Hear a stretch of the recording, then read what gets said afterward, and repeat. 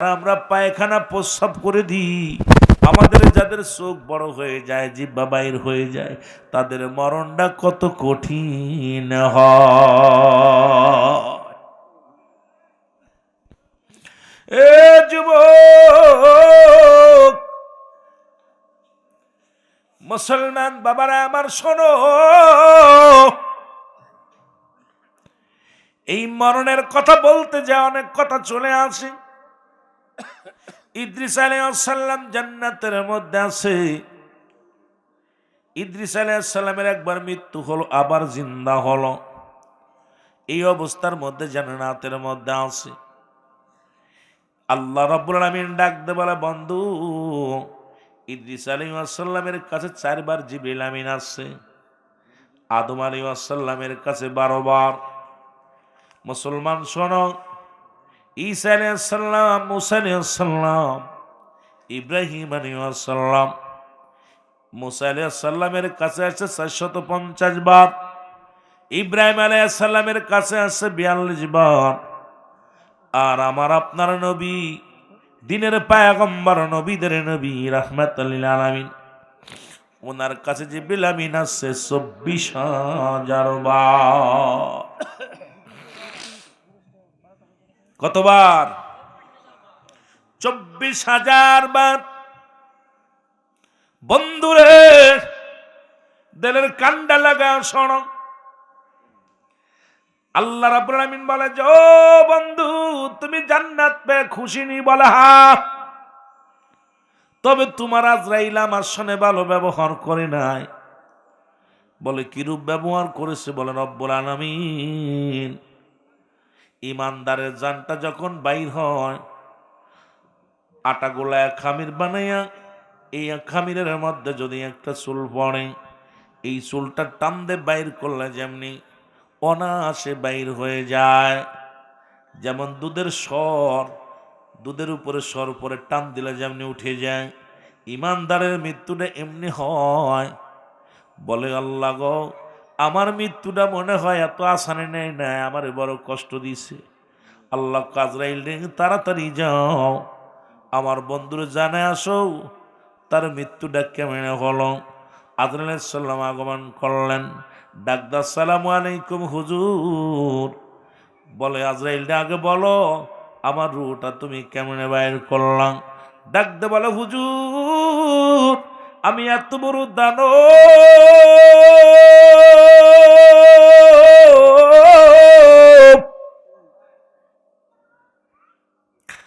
আসমানে থাকে আমার মাথা, জমিনে থাকে আমার পারে,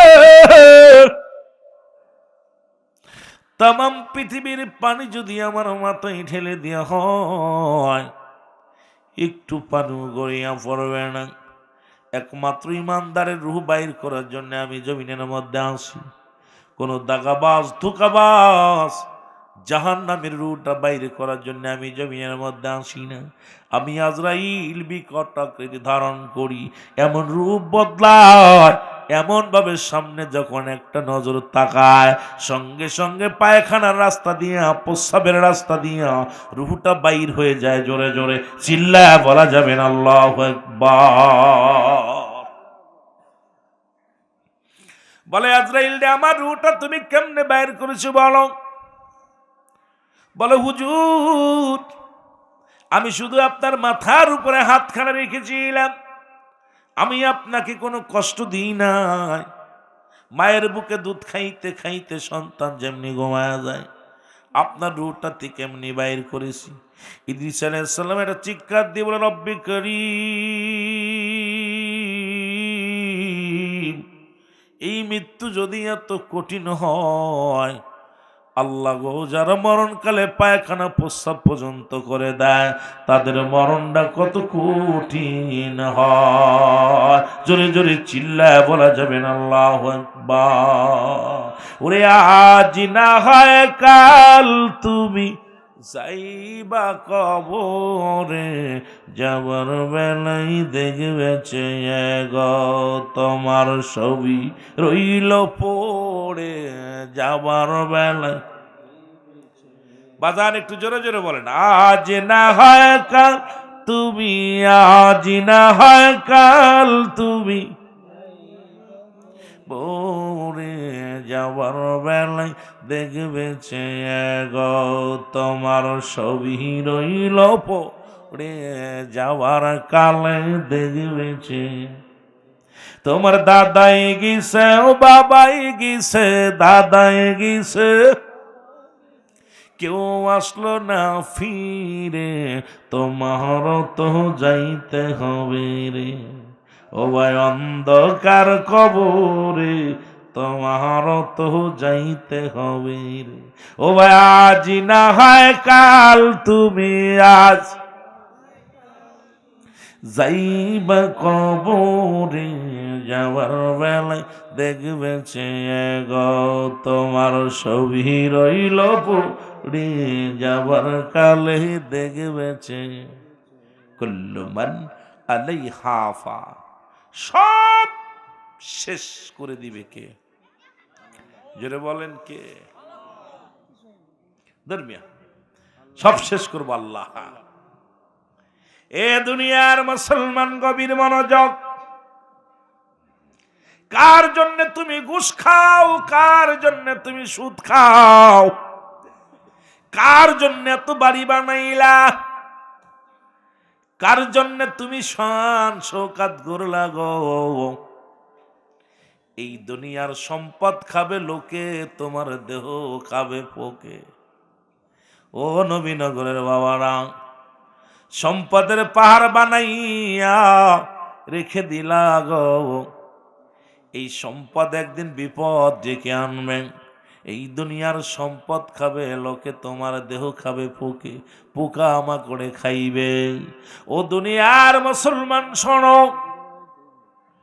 2 নাম্বার বিপদ হলো কবর এই কবরেতে যাইতে হবে এর মধ্যে কোনো সন্দেহ নাই আসেনি কবর থেকে মুসলমান বাঁচার কোনো পথ নাই আর কবর বলতে বোঝায় মানুষের মৃত্যুর পর থেকে শুরু করে কিয়ামত পর্যন্ত জগৎটাকে বলা হয় কবরের জগৎ এই জগতে গেলে রে মুসলমান ধনী চেনবে না দামি মানুষ চেনবে না এমপি চেনবে না মন্ত্রী চেনবে না কবর চেনবে শুধু আমল যদি আমল ভালো হয় কবর তোমার সঙ্গে ভালো ব্যবহার করবে আমল যদি ভালো না হয় কবর তোমার সঙ্গে ভালো ব্যবহার করবে না ডান দিক থেকে চাপ দিয়া বাম দিকে হাড্ডি পৌঁছায়া দিবে বাম দিক থেকে চাপ দিয়া মুসলমান ডান দিকে হাড্ডি পৌঁছায়া দিবে এ মুসলমান এই কবরের মধ্যে 1 ঘন্টা চিন্তা করো কেমনে থাকবা যেখানে কোনো আলো নাই কোনো বাতাস নাই কোনো মুসলমান অক্সিজেন নাই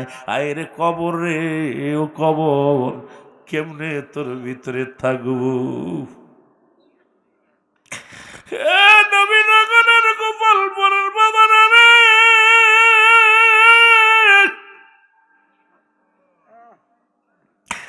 একটা ঘন্টা কেমনে কবরে থাকবো গো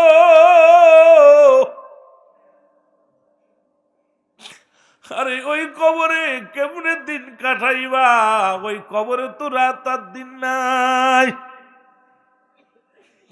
সকাল সন্ধ্যা নাই তোমার আব্বারে শোয়া দিছ রে মারে শোয়া দিছ তোমার দাদারে শোয়া দিছ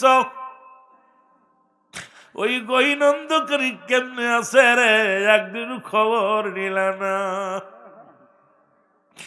আরে কত কষ্ট করে জীবন করল কত কষ্ট করিয়া সংসার চালাইল রে একদিন সে আব্বা মার খবর নিল না নিষ্ঠুর কবর রে নিষ্ঠুর কবর ভোগ করতে জানে ত্যাগ করতে জানে না পাপীরে ওই কবরে গিরাজ করবে ভালোটারও করব পাপীটারও করব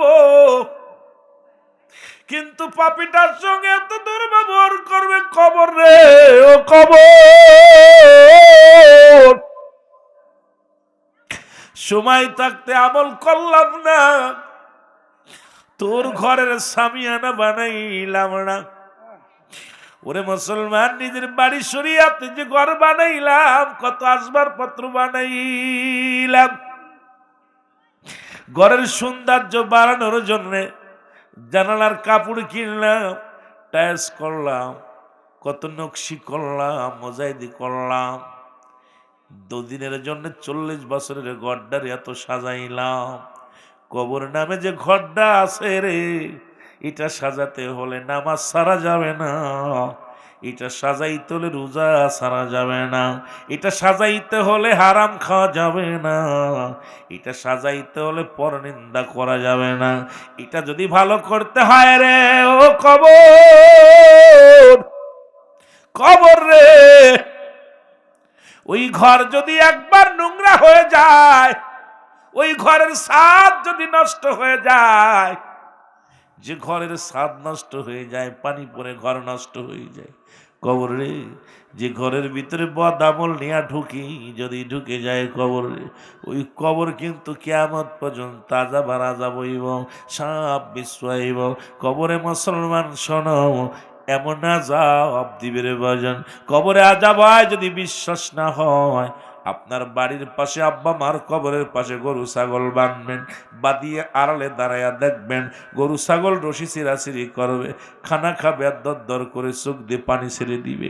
ওই কবরের আযাব একমাত্র মানুষ এবং দানব বুঝতে পারে না, কবরের আযাব সব প্রাণী বুঝতে পারে না। মুসলমান, আজকে আমাকে আপনাকে কোন দিন যেন ওই কবরে শোয়া দিবে, রব্বে কারীম ওই কবরের পুঁজি না বানাইয়া আমাদের কাউকে তুমি মালাকুল মউত পাঠায় দিও না। কবর থেকে কবর কাউকে ছাড়বে না। 3 নাম্বার হলো কিয়ামতের ময়দান। 3 নাম্বার কিয়ামতের ময়দান। আমার বাবারা আমার, সুতরাং 12টা পার হয়ে গেছে, আমি আর আলোচনা আগাবো না। কথা বুঝিনি, শেষ করে দিব। আমিও চাইছিলাম খালি দোয়া করতে, মন চায় কত কথা রয়েছে, কত কথা রয়েছে। ভয় জিদ্দি, একটা মানুষের দিলের ভয় নাই।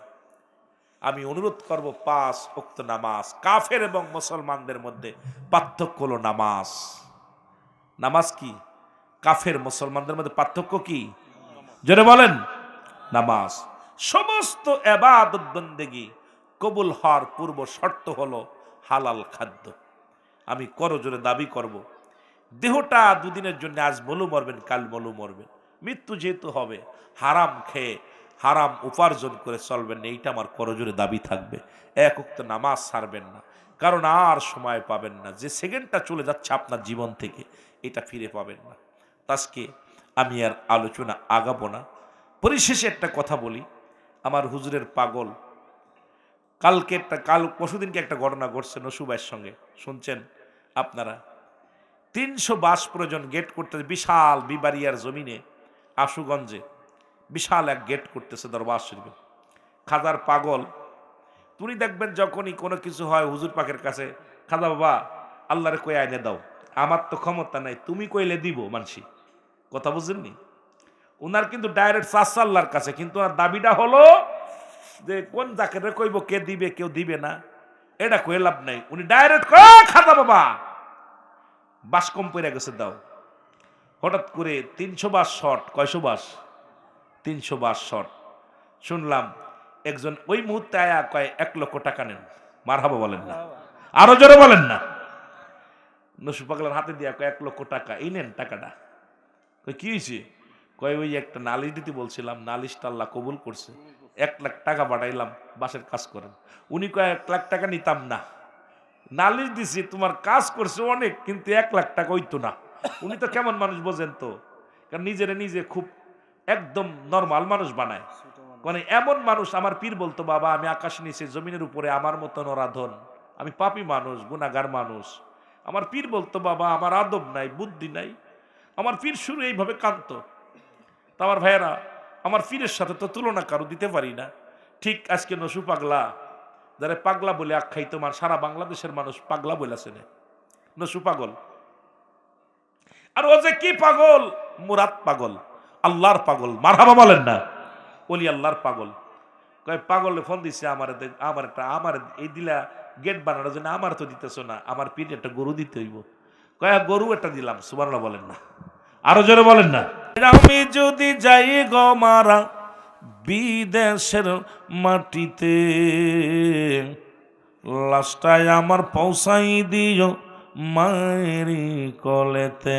অরে লাশটায় আমার পৌঁছাই দিও মায়েরি কলেতে। জোরে বলেন, লাশটায় আমার পৌঁছাই দিও মায়েরি কলেতে। গ্রামবাসী রে, আমি দাবি কইরা যাই, আমার মরা লাশটা নিয়া একটু থাকবি অপেক্ষায়।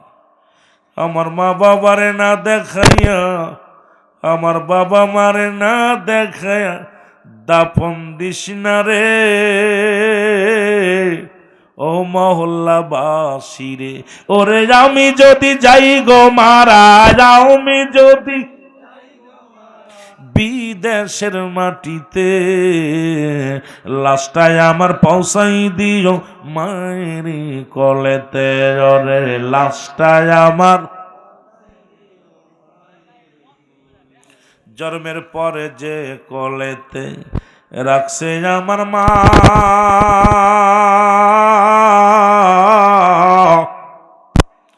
সেই মায়ের এক নজর না দেখায়া আমার দাফন দিস না। আমার মুখটা একবার মায়ে দেখলে পারে, আরে মুখটি একবার দেখলে পারে শান্তি পাবো কবরে। লাশটায় আমার পৌঁছাই দিও মায়েরি কলেতে। ওরে লাশটায় আমার, একটু জোরে জোরে বলেন, লাশটায় আমার পৌঁছাই দিও মায়েরি। ওরে আমি যদি যাই গো মারা, আমি যদি বিদেশের মাটিতে, লাশটায় আমার পৌঁছাই দিও মায়েরি কলেতে। বলো লাশটায় আমার,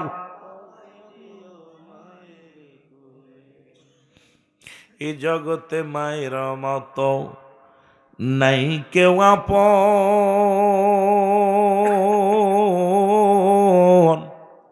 ও দেশি ভাই শোনো দিয়া মন, ও প্রাণের ভাই শোনো দিয়া মন, এ জগতে মায়ের মতো নাই কে আপন। সেই মা বাবাকে না দেখায়া তোরা দিস না রে দাফন, আমার দিস না রে দাফন। এ জগতে বাবার মতো নাই কেউ আপন। সেই বাবা মারে না দেখায়া তোরা দিস না রে দাফন, আমার দিস না রে দাফন। আমার মায়ের মুক্তি দেখলে পারে, আমার মায়ের মুক্তি দেখলে পারে শান্তি পাবো কবরে। লাশটায় আমার পৌঁছাই দিও মায়েরি কলেতে। বলো লাশটায় আমার,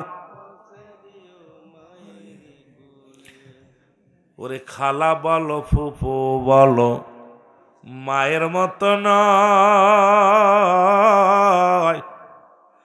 চাচা বলো খালু বলো তোর বাবার মতো নাই, কেহ বাবার মতো নাই। মায়ে সারা জীবন কাঁদবে বসে, বাবাই সারা জীবন কাঁদবে বসে সন্তানের আশায়। হস্ত তুলে করবে দোয়া নাজাত দাও তারে, হস্ত তুলে করবে দোয়া নাজাত দাও দেরে। এ দুনিয়ার মুসলমান,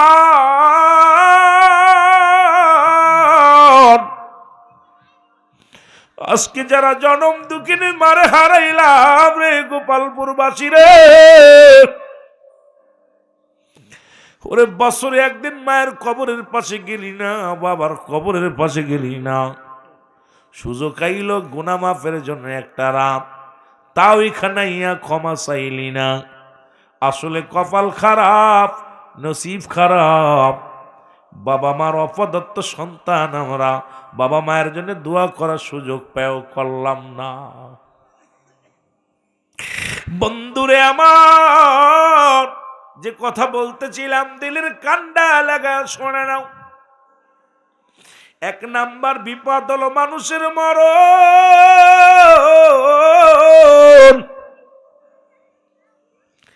এই মরণের কথা বলতে যা বলতেছিলাম, মুফতি আমজাদ